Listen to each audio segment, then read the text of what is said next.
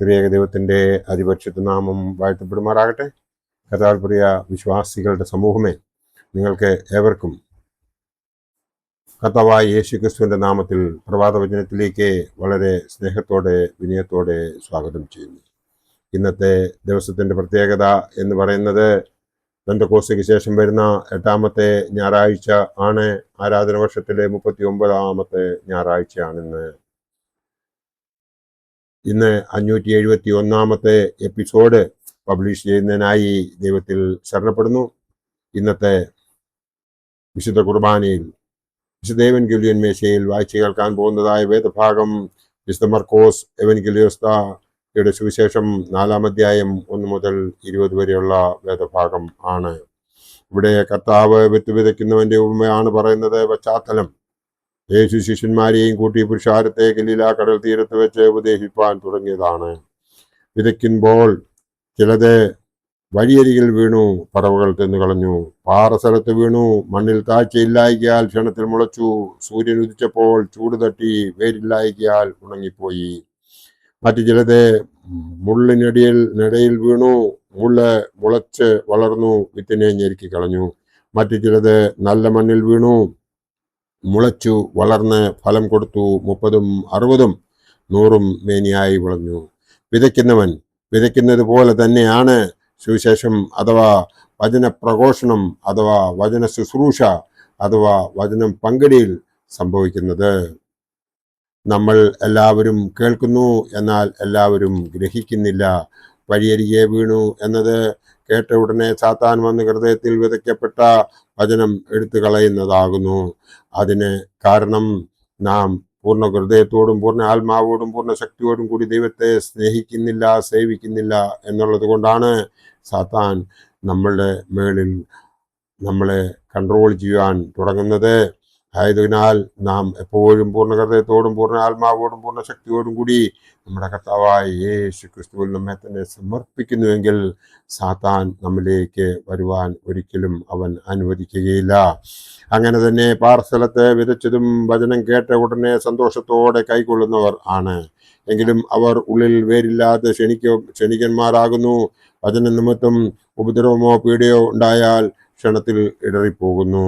അങ്ങനെ വചനം നിമിത്തം എന്തെങ്കിലും പീഡയോ ഉപദ്രവമോ ഉണ്ടായാൽ ഇടറിപ്പോകുവാനുള്ള കാരണം എന്താണെന്ന് ചോദിച്ചാൽ ദൈവത്തിൽ പൂർണ്ണ വിശ്വാസമില്ലാത്തത് കൊണ്ടാണ്. അതിനുവേണ്ടി നാം ചെയ്യേണ്ടത് വചനം വായിച്ച് ഗ്രഹിക്കുകയും ഇടപെടാതെ പ്രാർത്ഥിക്കുകയും ചെയ്യുകയാണ് വേണ്ടത്.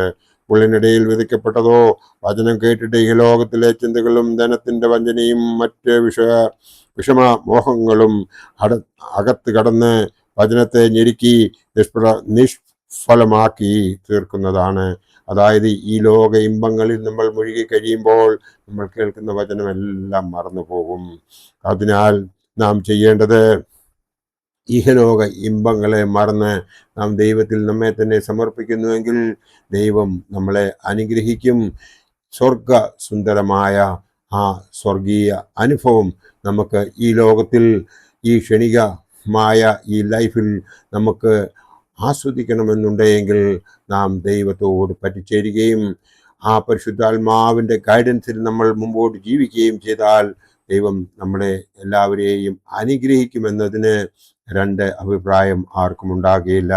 അതിനുവേണ്ടി നാം ഓരോരുത്തരും ചെയ്യേണ്ടത് പൂർണ്ണ ഹൃദയത്തോടും പൂർണ്ണ ആത്മാവോടും പൂർണ്ണ ശക്തിയോടും കൂടി ദൈവത്തെ സേവിക്കണം. അതാണ് നമ്മൾക്ക് എല്ലാവർക്കും വലിയ പാടായി മാറിയിരിക്കുന്നത്. നല്ല മണ്ണിൽ വിതച്ചതോ വചനം കേൾക്കുകയും അംഗീകരിക്കുകയും ചെയ്യുന്നവർ തന്നെ അവർ 30, 60, 100 മേനി വിളയുന്നതായും നമ്മൾ ഇവിടെ കാണുന്നു. ഇവിടെ നാം മനസ്സിലാക്കേണ്ടതായ 3 കാര്യങ്ങളുണ്ട്. ഒന്നാമത്തത് വചനം വായിച്ചു കൊണ്ടിരിക്കണം. വചനം വായിച്ചു കൊണ്ടിരുന്നാൽ മാത്രം പോരാ, വചനം വായിച്ച് ഗ്രഹിക്കണം. രണ്ടാമത്തത് ഉറച്ച മനസ്സോടുകൂടി ദൈവത്തെ അനുസരിച്ച് ജീവിപ്പാൻ നാം ഇടപെടാതെ പ്രാർത്ഥിച്ചുകൊണ്ടിരിക്കണം. ഉറച്ച മനസ്സോടുകൂടി ദൈവത്തെ അനുസരിച്ച് ജീവിപ്പാൻ നാം ഇടപെടാതെ പ്രാർത്ഥിച്ചുകൊണ്ടിരിക്കണം. ഉറച്ച മനസ്സോടുകൂടി എന്ന് പറഞ്ഞു കഴിഞ്ഞാൽ ദൈവം ഹീസ് ഓൾമൈറ്റി ആൻഡ് ഞാൻ എൻ്റെ ദൈവത്തെ പൂർണ്ണ ഹൃദയത്തോടും പൂർണ്ണ ആത്മാവോടും പൂർണ്ണ ശക്തിയോടും കൂടി സേവിക്കുന്നുവെങ്കിൽ അവൻ എന്നെ ഒരിക്കലും കൈവിടുകയില്ല. അവങ്കിലേക്ക് നോക്കിയവർ പ്രകാശിതരായി, അവരുടെ മുഖം ലജ്ജിച്ചു പോയതുമില്ല എന്ന് ദാവീദ് പ്രാർത്ഥിക്കുന്ന ആ പ്രാർത്ഥന നാം ഓർത്തുകൊണ്ട് അവങ്കിലേക്ക് നോക്കി നാം പ്രാർത്ഥിക്കേണ്ടതാകുന്നു. അങ്ങനെ പ്രാർത്ഥിക്കുമ്പോൾ നമുക്ക് ഒരിക്കലും ഒരു ദോഷവും ഉണ്ടാകുകയില്ല. മൂന്നാമത്തെ പോയിന്റ് എന്ന് പറയുന്നത് വീട് ഒരു മന്ദിരം അഥവാ പള്ളി അഥവാ പള്ളിക്കൂടം പ്രാർത്ഥനാലയം ആയിരിക്കണം. അതായത് വീട് ഒരു മന്ദിരം പോലെയും ഒരു പള്ളി പോലെയോ ഒരു പള്ളിക്കൂടം പോലെയോ ഒരു പ്രാർത്ഥനാലയം പോലെയോ ആയിരിക്കണം. മാതാപിതാക്കൾ ഗ്രഹിക്കേണ്ടത് മക്കൾക്ക് ശരിയായ ശിക്ഷണം കൊടുക്കുക എന്നുള്ളതാണ്. അവർ എക്സംപ്ലറി മാതൃകയായിരിക്കണം എന്നുള്ളതാണ്. അതിനുവേണ്ടി അവർ മനസ്സിലാക്കേണ്ടതായ വേദഭാഗം സദൃശ്യവാക്യങ്ങൾ 22:6 ആണ്. ബാലൻ നടക്കേണ്ടുന്ന വഴിയിൽ അവനെ അഭ്യസിപ്പിക്കുക, അവൻ വൃദ്ധനായാലും അത് വിട്ടുമാറുകയില്ല എന്നാണ് ഇവിടെ പറയുന്നത്. മക്കൾക്ക് മനസ്സിലാക്കി കൊടുക്കേണ്ടതായ വേദഭാഗം സദൃശ്യവാക്യം 1:7, 8 എന്നീ ഭാഗങ്ങളാണ്. യഹോവ ഭക്തി ജ്ഞാനത്തിന്റെ ആരംഭമാകുന്നു, പോഷന്മാരോ ജ്ഞാനവും പ്രബോധനവും നിരസിക്കുന്നു. 8-ാമത്തത് മകനെ അപ്പന്റെ പ്രബോധനം കേൾക്ക, അമ്മയുടെ ഉപദേശം ഉപേക്ഷിക്കുകയും അരുത്. മകനെ അപ്പന്റെ പ്രബോധനം കേൾക്ക, അമ്മയുടെ ഉപദേശം ഉപേക്ഷിക്കുകയും അരുത്. കുടുംബത്തിലുള്ളവർ മനസ്സിലാക്കേണ്ടത്, പ്രത്യേകിച്ച് മാതാപിതാക്കൾ, അതിലും പ്രത്യേകിച്ച് ഗൃഹനാഥൻ മനസ്സിലാക്കേണ്ടത് 128-ാം സങ്കീർത്തനം 1-ാം അധ്യായം 128-ാം സങ്കീർത്തനം 1-ാം വാക്യം മുതൽ 4-ാം വാക്യം വരെയുള്ളതാണ്.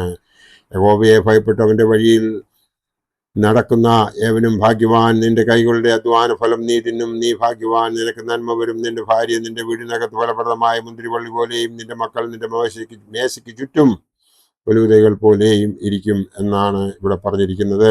യഹോവ ഭക്തനായ പുരുഷൻ ഇങ്ങനെ അനുഗ്രഹിക്കപ്പെട്ടവനാകും എന്നും എടുത്തു പറയുന്നുണ്ട്.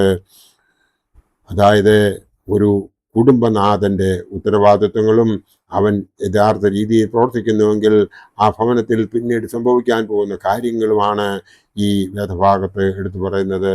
അതായത് സാക്ഷ്യമുള്ള ഒരു ക്രിസ്തീയ കുടുംബമായിരിക്കും അത്. അതിനു വേണ്ടിയിട്ട് നാം ഇന്നത്തെ വചനം ശ്രവിച്ച് അതിൻ്റെ പൊരുൾ മനസ്സിലാക്കി ബാക്കി ജീവിതം ജീവിച്ചാൽ ദൈവം നമ്മെ അനുഗ്രഹിക്കും. എൻ്റെ വാക്കുകൾ ഉപസംഹരിക്കട്ടെ. ദൈവം നമ്മളെ എല്ലാവരെയും അനുഗ്രഹിക്കട്ടെ. നന്ദി, നമസ്കാരം.